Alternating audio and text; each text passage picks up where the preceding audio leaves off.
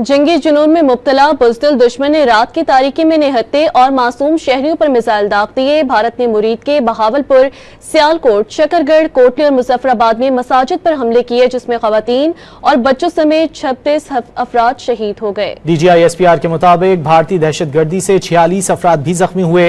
भारत ने नीलम Jhelum hydro power project और नौशहरी dam पर भी हमले करके इंफ्रास्ट्रक्चर को नुकसान पहुंचाया।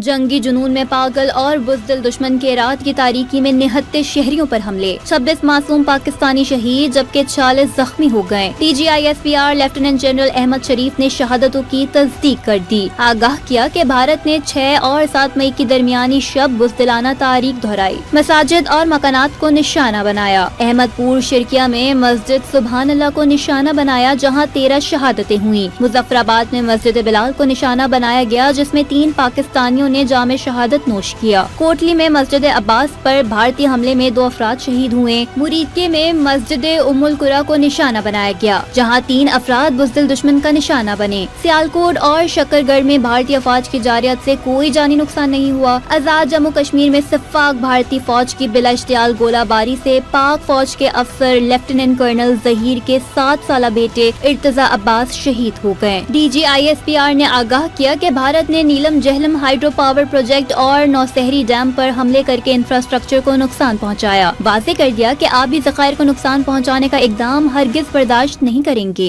इस बुज़दिलाना हमले में उसने सिविलियन आबादी को निशाना बनाया।